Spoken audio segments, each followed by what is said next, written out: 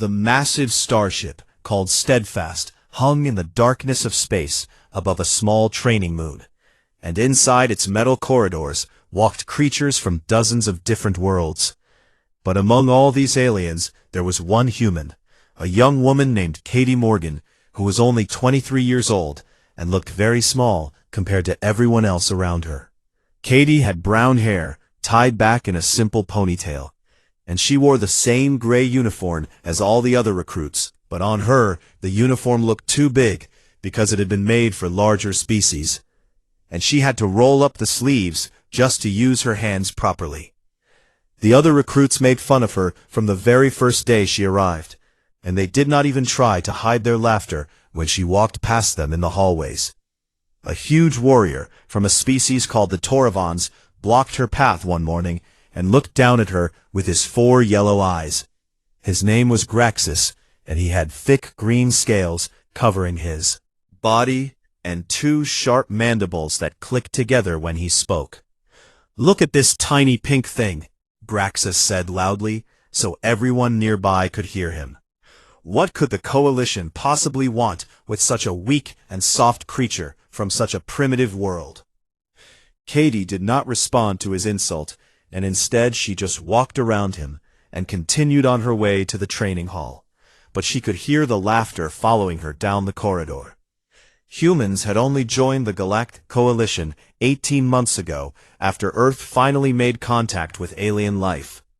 And most species in the galaxy still thought of humans as newcomers who did not belong among the stars. And many believed that humans were too fragile and too violent and too primitive to be useful. The training sergeant was a massive reptilian creature named Vorn, who belonged to a species called the Crixians. And he had dark blue scales and stood nearly 3 meters tall and had been training Coalition soldiers for over 40 years. When Vorn first saw Katie's file, he made a sound of disgust deep in his throat, and his tail swished back and forth with irritation. "Human female," Vorn read from his datapad, while Katie stood at attention before him. "Katie Morgan from the planet called Earth, and it says here that your species still fights wars against each other over resources and territory, and you have no natural armor, and no venom and no claws and no real strength to speak of." He lowered the datapad and stared at her with his cold reptilian eyes. "Tell me, little human, why did Coalition Command waste a transport slot on bringing you here when that space could have gone to a real soldier?" Katie met his gaze without looking away, even though he was terrifying, and she said in a clear voice, "Because I volunteered, Sergeant." The entire training hall erupted in laughter, and even Vorn seemed amused by her answer, and Graxus laughed the loudest of all and slapped his knee with his massive clawed hand.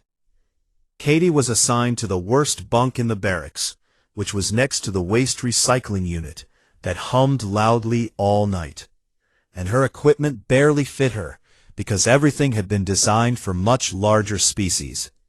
And in the combat simulations, she was always the first one eliminated, because she could not match the strength or speed of the aliens she trained alongside. Every morning began with physical training, and every morning Katie finished last in every exercise, and the other recruits would watch her struggle to complete the obstacle course while they waited at the finish line. "Perhaps we should give the human a head start," one of the Crixian recruits joked one day. "Maybe half a day would be enough for her to keep up with us." But Katie noticed something during those difficult weeks that none of the other recruits seemed to pay attention to.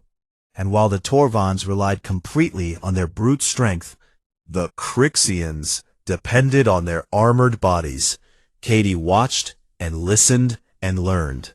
She studied how each species moved and fought, and she memorized their patterns and identified their weaknesses, and she began to understand that strength alone was not everything in combat.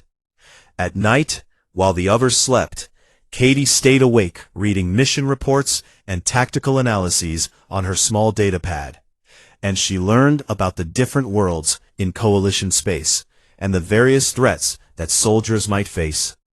One name appeared again and again in the most dangerous mission files, and that name made even the bravest warriors nervous when they heard it spoken aloud.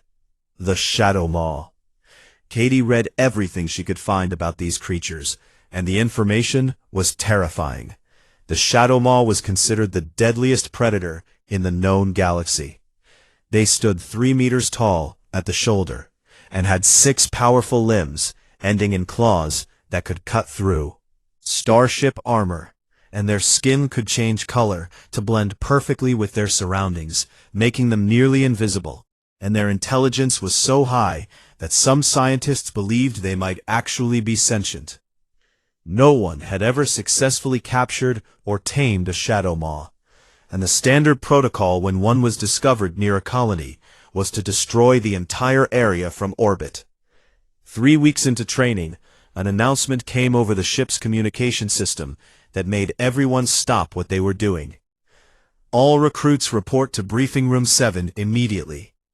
Katie followed the crowd of much larger aliens into the briefing room and found a seat at the back, where she could see over the heads of those sitting in front of her. A senior officer stood at the front of the room with a grim expression on his face. "We have received a distress signal," he announced. "A survey team on the jungle moon of Krath 9 has gone silent." A murmur of concern rippled through the room, because everyone knew the reputation of Krath 9, and it was a world covered in thick jungle, filled with dangerous animals, and at the top of that food chain was the creature everyone feared. "Intelligence suggests there may be Shadow Maw activity in the region," the officer continued. "This will be your first live mission, and I expect you all to follow orders precisely and stay alert at all times."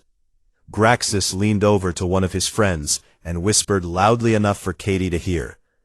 "Perhaps we should send the human in first to distract the beast while the real soldiers get into position." His friend laughed, and Katie felt her face grow hot, but she did not respond to the insult. Instead, she thought about everything she had read about Shadow Maw behavior, and something did not quite fit with what the Coalition believed about these creatures. The report said they were mindless killing machines that attacked anything that moved, but Katie had noticed patterns in the attack data that suggested something more complex. The Shadow Maws always seemed to attack in certain areas and at certain times, and the victims almost always had weapons drawn when they died. Katie wondered if everyone had been looking at these creatures the wrong way, and she wondered if perhaps the most feared predator in the galaxy was not as mindless as everyone believed. But she kept these thoughts to herself, because who would listen to the weakest recruit on the ship? And who would believe that a small human woman had figured out something that the greatest scientists in the Coalition had missed?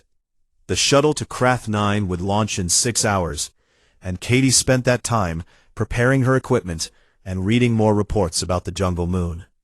Whatever was waiting for them down there on that dangerous world would change everything, and Katie Morgan, the laughingstock of the Steadfast, was about to prove them all wrong, about to show the entire galaxy what a human could really do. The shuttle dropped through the thick atmosphere of Krath 9 and shook violently as it descended toward the jungle below, and Katie gripped the safety harness tightly, while the larger aliens around her barely seemed to notice the turbulence. Sergeant Vorn stood at the front of the shuttle with his massive clawed feet planted firmly on the metal floor, and his rifle clutched in his powerful hands. "Listen carefully," Vorn growled. "We land 2 kilometers from the survey team's last known position, and we move fast and quiet through the jungle until we find them or find out what happened to them."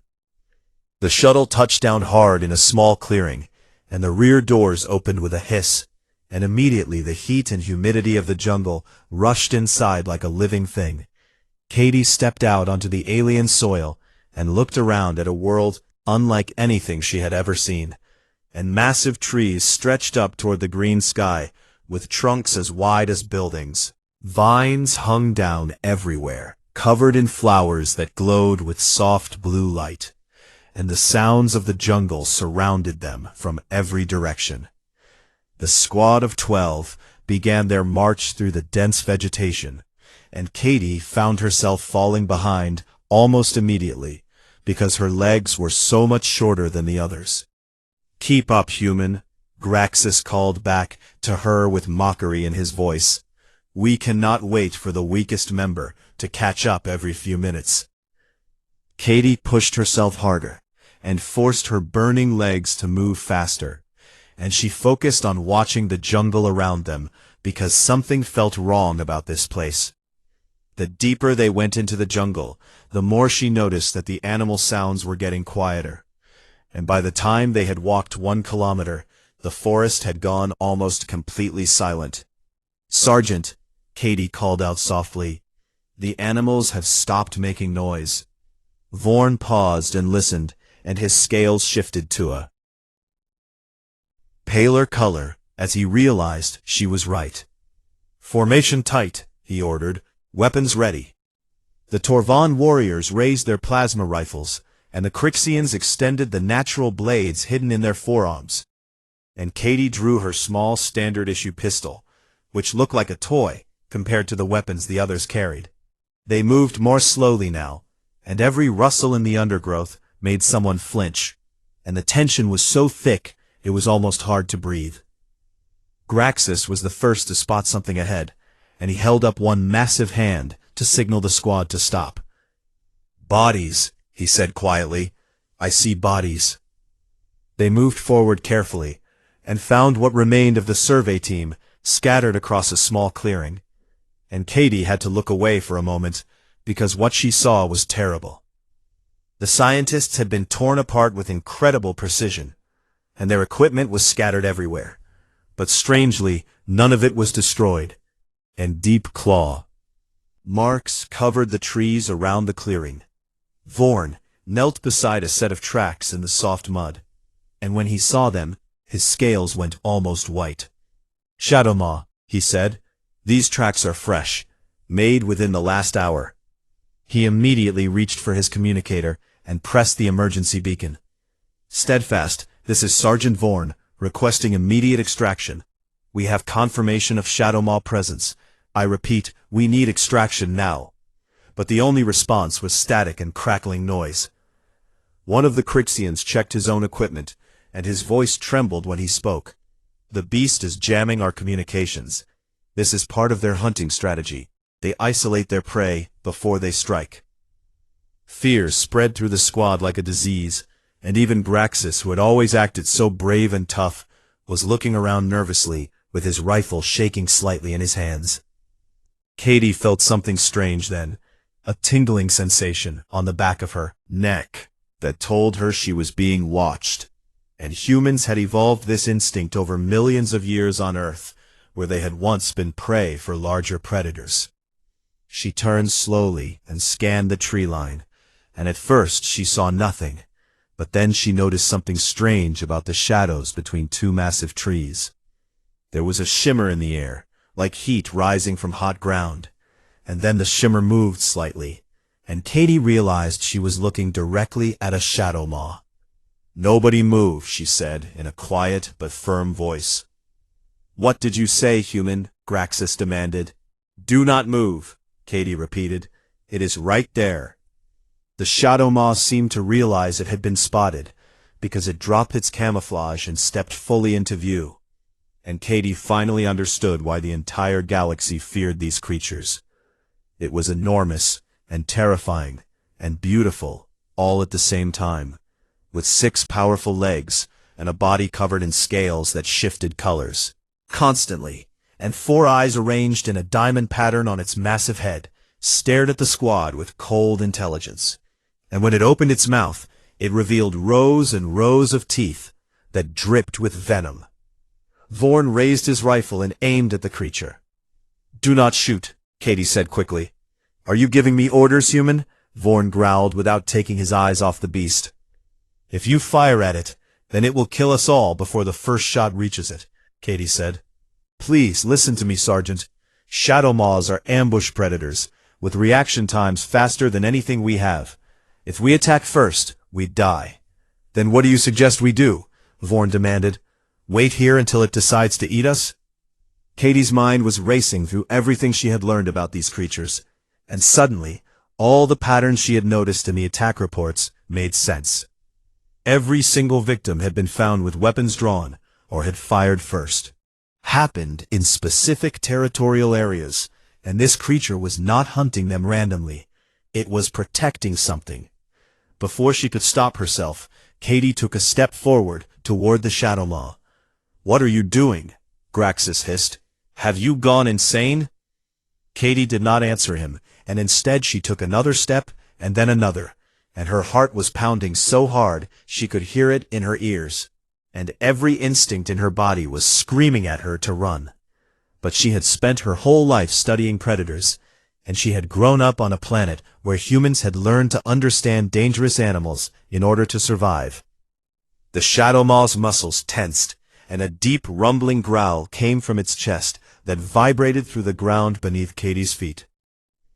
She stopped 3 meters away from the creature, and slowly, very slowly, she lowered herself to one knee and bowed her head. The squad watched in complete silence, certain they were about to see the human torn apart. But Katie stayed perfectly still, with her head bowed in a posture of submission and respect, and she waited. The Shadow Maw moved toward her, and she could feel its hot breath on the top of her head, and she could smell something like copper and smoke. She waited for death to come. Instead, she heard the creature make a different sound, not a growl, but something softer, almost curious. Katie slowly raised her head and looked directly into those 4 alien eyes, and what she saw there was not mindless hunger or rage. She saw intelligence and caution, and something that looked almost like recognition. The most feared predator in the galaxy sat down in front of her like a dog waiting for a command.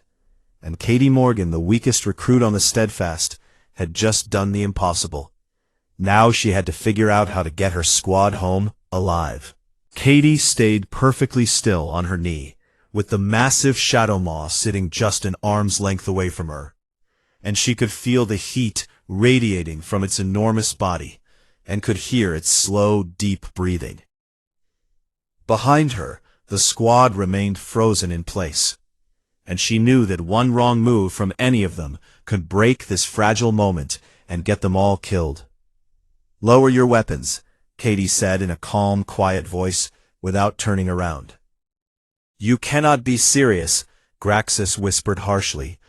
"That thing killed the entire survey team, and you want us to put down our guns?" "The survey team attacked first," Katie replied. "Look around you. Their weapons were drawn, and there are blast marks on the trees. They shot at it, and it defended itself." Sergeant Vorn studied the clearing with new eyes, and slowly he began to see what the human had noticed, and the evidence was there if you knew how to look for it. "She might be right," Vorn said reluctantly. "Those burn marks on the vegetation came from plasma fire." The Shadow Maw's 4 eyes moved from Katie to the armed soldiers behind her, and another low growl rumbled in its throat. "Please," Katie said to her squad, "trust me. I know what I am doing." Vorn made a decision that went against everything he had been taught in 40 years of military service, and he slowly lowered his rifle and signaled for the others to do the same. One by one the weapons dropped, and the Shadow Maw watched each movement carefully, and when the last rifle was lowered, the growling stopped. Katie let out a breath she did not realize she had been holding. "Good," she said softly. "Now I need everyone to stay calm while I figure out what is happening here." She looked at the Shadow Maw and really studied it for the first time, and she noticed things that the fear had prevented her from seeing before. The creature was thinner than it should be, according to the reports she had read, and there were old scars on its hide that told of past battles, and its posture was defensive rather than aggressive.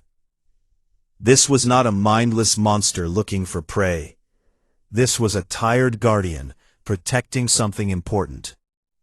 Katie slowly turned her head toward a dense thicket of vegetation to the east, where the Shadow Maw kept glancing every few seconds. "You have young ones," Katie said to the creature. You have babies somewhere nearby, and you are trying to protect them." The Shadow Maw made a sound that was almost like a sigh, and its massive shoulders relaxed slightly. "It cannot understand you," Graxus said. "It is just an animal." "It understands more than you think," Katie replied. "On my world, we had predators like this once, animals that were intelligent enough to recognize threats and make decisions, and we learned that the key to surviving an encounter with them was showing respect." She slowly rose to her feet, and the Shadow Maw tensed but did not attack. "We are going to leave now," Katie said clearly and slowly. "We mean no harm to you or your family. We will go back to our ship, and we will not return." She took a careful step backward, and then another, and the Shadow Maw watched her, but made no move to follow. "Everyone move toward the shuttle," Katie instructed. "Slowly, keep your eyes down, and do not make any sudden movements. Walk like you are not afraid, but also like you are not a threat." The squad began to retreat, and it was the longest and most terrifying walk of their lives. Every step they expected to hear the rush of the creature attacking from behind, and every shadow in the jungle looked like another Shadow Maw waiting to strike. But the attack never came. Katie stayed at the back of the group and kept glancing over her shoulder, and the adult Shadow Maw remained where it was, watching them go with those intelligent eyes. Walking, they finally reached the clearing, where the shuttle waited, and Graxus actually collapsed against the hull of the ship, with his legs shaking beneath him. "What just happened?" he demanded. "That creature could have killed us all in seconds, and instead it just let us walk away." Katie looked back toward the jungle one more time before answering. "It let us go because we showed it respect," she said. "Shadow Maws are not mindless killers. They are intelligent apex predators with families to protect, and the Coalition has been treating them like monsters for centuries without ever trying to understand them." Vorn approached her with an expression on his reptilian face that she had never seen before, something that looked almost like respect. "How did you know?" he asked. "How did a human recruit, with less than a month of training, figure out something that experienced soldiers and scientists have missed for thousands of years?" To answer, and finally she said, "Because humans understand predators. We come from a world where we were hunted by animals much larger and stronger than us. And we survived not by being the biggest or the fastest, but by being smart enough to learn." She paused and looked at Graxus and the other aliens who had mocked her since she arrived. "On Earth we tamed wolves and made them our companions. We learned to read the body language of lions and bears and sharks. We became the dominant species on our planet, not because we were powerful, but because we understood power." The shuttle lifted off, and Craft 9 fell away beneath them, and as they rose into orbit, Katie pressed her hand against the window and looked down at the jungle moon. Somewhere down there, a Shadow Maw was returning to its family, and for the first time in recorded history, that family would not be hunted and destroyed by Coalition forces. When they docked with the Steadfast, the story of what happened spread through the ship faster than anyone could control it, and by the time Katie reached her bunk, there were aliens crowding the corridors, trying to catch a glimpse of the human who had faced down a Shadow Maw. The next morning she was summoned to appear before a panel of senior officers, and as she walked through the ship, she noticed that the aliens who had laughed at her just days ago now stepped aside to let her pass. Graxus caught up with her outside the briefing room, and she expected another insult, but instead he stood at attention. "I was wrong about you," he said stiffly, like the words were difficult for him to speak. "You showed more courage than any Torvan warrior I have ever served with." Katie nodded and accepted his apology, and then walked into the room to face whatever came next. She did not know it yet, but her encounter with the Shadow Maw was going to change everything, not just for her, but for humanity's place in the galaxy. Weak, human recruit, who everyone had laughed at, was about to become the most important person in Coalition space. The briefing room was larger than Katie expected, and filled with some of the most powerful beings in Coalition space, and she recognized admirals and generals and scientists from species she had only read about in training manuals. At the center of the long curved table sat Admiral Thax, an ancient Valorian, with silver scales that had faded with age, and eyes that had seen 1,000 battles. Katie stood at attention before them, and tried not to let her nervousness show. "Recruit Katie Morgan," Admiral Thax began, in a voice that sounded like gravel scraping against metal. "I have read Sergeant Vaughn's report about what happened on Krath 9, and I must admit that I am having difficulty believing it." "I understand, sir," Katie replied. "You approached a shadow maw unarmed and without any defensive equipment, and the creature chose not to kill you," Thax continued. "And you believe this happened because you recognized it as a territorial guardian rather than an enemy, indiscriminate predator." "Yes, sir, that is correct." A Torvan general leaned forward, and his mandibles clicked with skepticism. "Shadow maws have killed hundreds of thousands of Coalition citizens over the centuries. They have depopulated entire colonies, and you expect us to believe they are simply misunderstood?" "I expect you to believe the evidence, sir," Katie said. "Every Shadow Maw attack on record has one thing in common. The victims either entered the creature's territory with weapons drawn, or they attacked first." She took a breath and continued. "Shadow Maws do not hunt sentient beings for food. They are territorial predators who defend their nesting grounds with extreme aggression, and the Coalition's standard response of orbital bombardment has only made them more aggressive, because we keep destroying their families." The room erupted in murmurs and arguments, and Admiral Thax raised one ancient hand for silence.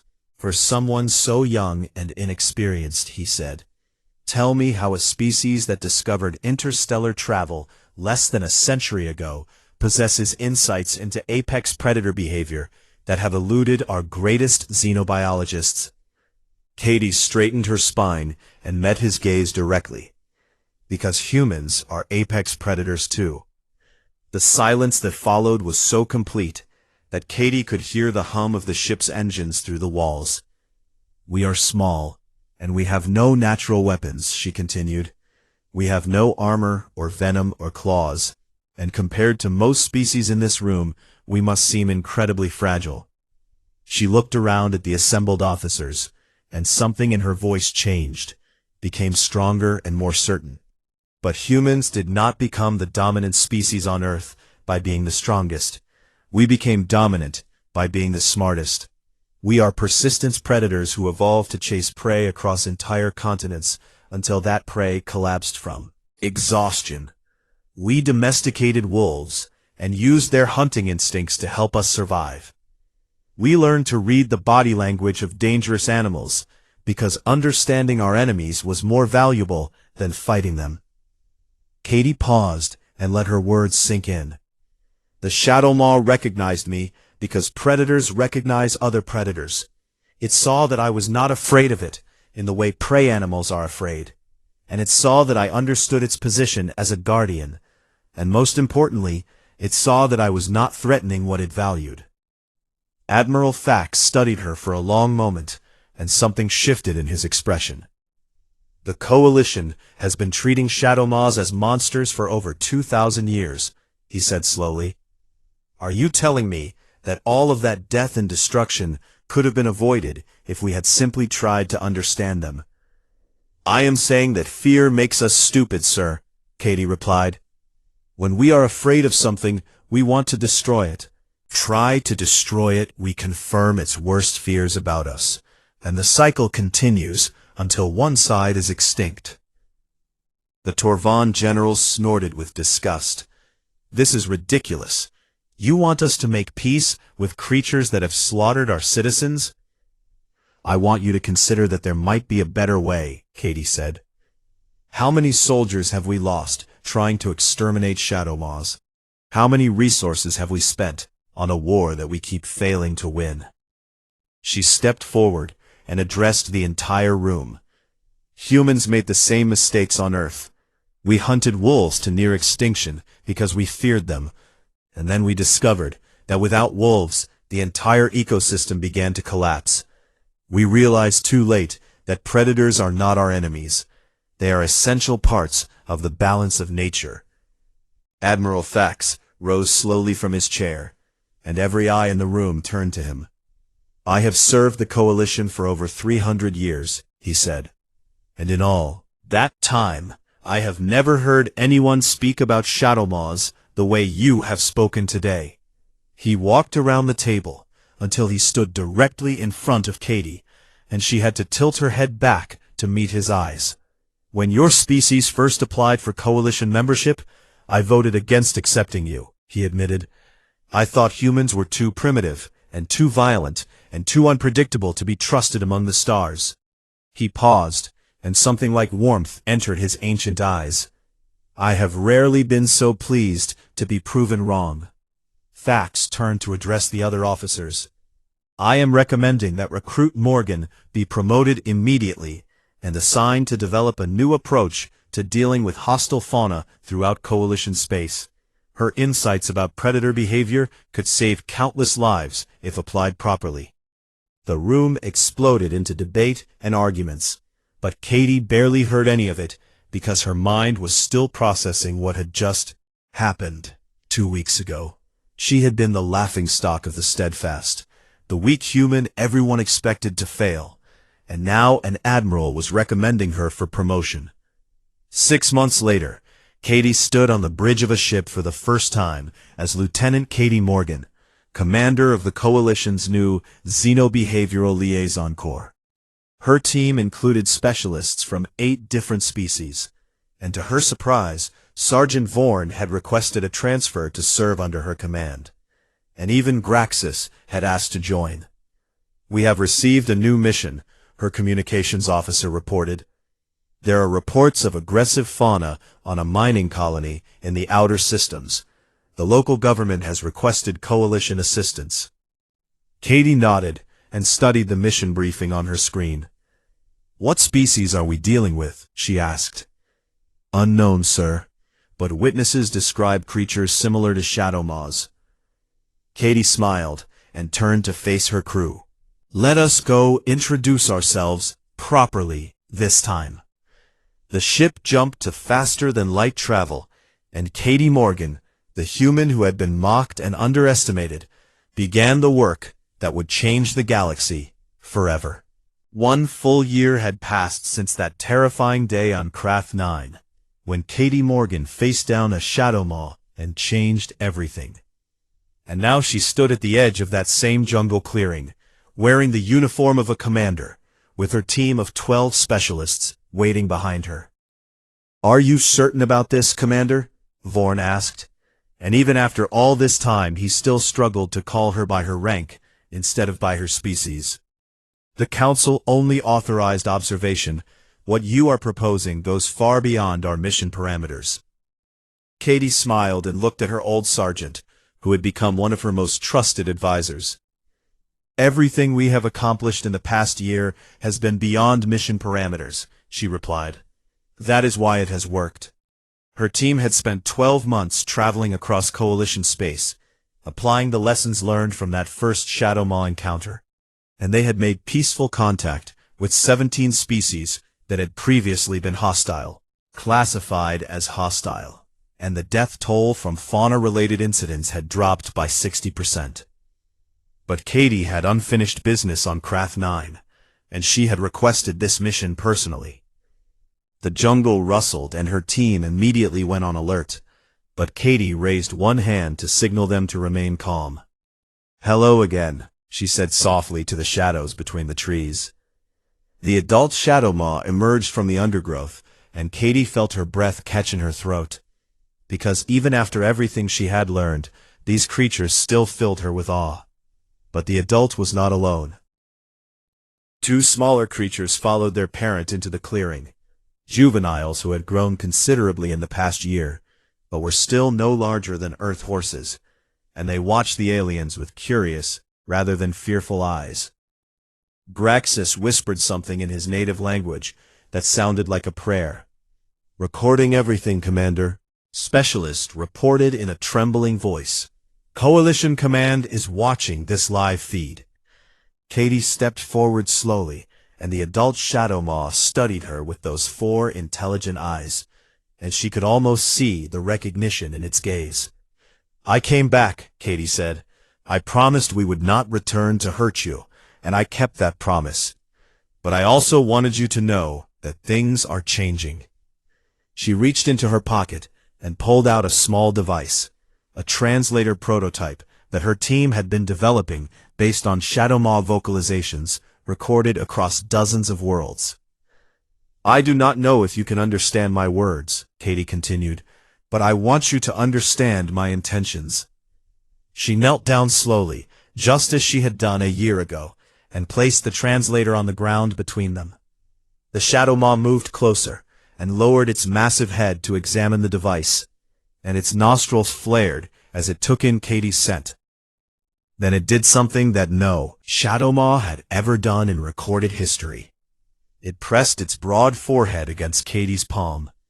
The contact lasted only a moment, but it sent shockwaves through the coalition, because the live feed was being watched by billions of beings across hundreds of worlds, and they all witnessed the most feared predator in the galaxy show trust to a human. Commander Morgan, Admiral Fax's voice came through her communicator. Do you realize what you have just accomplished? Katie kept her hand steady against the Shadow Maw's warm scales. I realize that we have a lot more work to do, sir. Over the following months, Katie's team established the first permanent research station on Krath 9, with full cooperation from the Shadow Maw population. And what they learned revolutionized xenobiology. The Shadow Maws were not just intelligent, they were sentient, with a complex social structure and a form of communication that operated on frequencies most coalition species could not hear, and they used crude tools and passed knowledge from generation to generation.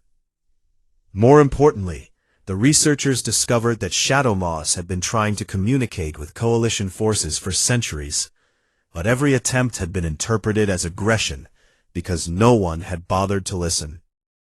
Katie's methods spread throughout coalition space and species after species was reclassified from hostile to protected, and the endless cycle of fear and violence that had defined alien-fauna relations for thousands of years finally began to break. On the 10th anniversary of the Krath 9 incident, a ceremony was held aboard the Coalition flagship, and representatives from every member species gathered to witness something unprecedented. Katie Morgan, now holding the rank of Admiral herself, walked onto the stage to accept the Medal of Unified Sentience, the highest honor the Coalition could bestow. Admiral Fax was there despite his advanced age, insisted on presenting the medal personally. When you first came aboard the Steadfast, Fax said, as he placed the medal around her neck, I considered your species a mistake. I thought humans were soft and fragile and unsuited for life among the stars. He paused and looked out at the assembled crowd, where humans now stood as equals among dozens of other species. I have never been more pleased to admit that I was completely and utterly wrong. Katie turned to face the audience, and she saw faces from every world in Coalition space. And she saw Graxus standing with his family, and Vorn with his grandchildren. And she saw the young human recruits who had joined the military because they had heard her story and wanted to follow her example. We never wanted to be warriors, Katie said. Humans did not reach the stars because we were the strongest, or the fastest, or the most dangerous species on our world. We reached the stars because we learned, and we adapted. And we understood that survival does not always mean destroying what frightens us. She thought about a clearing in a jungle, and a predator, and a moment of understanding that had changed everything. Sometimes survival means recognizing that we are not so different from the things we fear. Sometimes it means finding common ground with creatures that seem completely alien. And sometimes it means having the courage to bow your head when everyone else wants to raise their weapons. The crowd erupted in applause, and Katie smiled, because the weak human recruit, who had been mocked and underestimated, had become something no one had ever expected. She had become a bridge between worlds. In the years that followed, humanity's role in the coalition evolved beyond anything the first human diplomats could have imagined. Humans became known not as warriors or scientists, but as translators of instinct and intention, because they had looked in the mirror and recognized the predator looking back at them.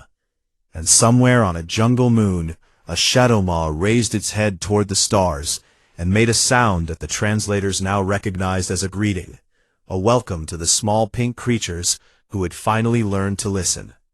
They had mocked the human recruit for being weak and soft and primitive. They would never make that mistake again, because Katie Morgan had shown the entire galaxy that true strength was not measured in claws or armor or weapons. True strength was measured in understanding, in patience, in the courage to see past fear and find connection. And in that measurement, humans were the strongest species the Coalition had ever known.